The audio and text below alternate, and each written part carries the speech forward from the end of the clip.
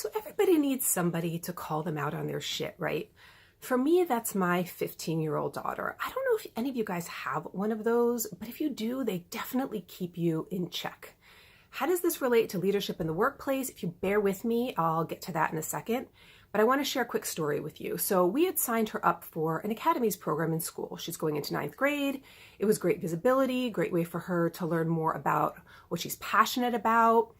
And she reluctantly agreed. But we did decide that if it was too overwhelming, got in the way of her classes, that she could come to me and she could drop out and I would not give her a hard time.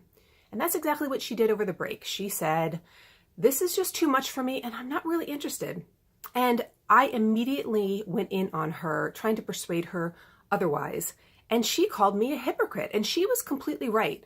As her mother, I need to have a consistent story and not go back on my word with her. Lucky for me, though, she did decide to change her mind. And I don't think it had much to do with my persuasion. I just think that she talked herself out of it.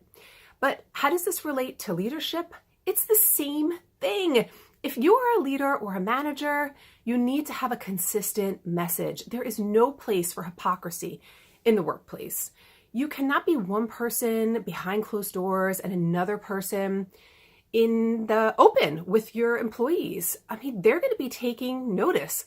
It doesn't matter what age they are or what level they are, they're going to notice if your message is inconsistent. So if you want engaged employees, if you want employees that want to work for your company, you need to have a level of transparency and honesty with them. You can't talk one way and do something totally different. I would love to hear what you guys have to say. Thanks.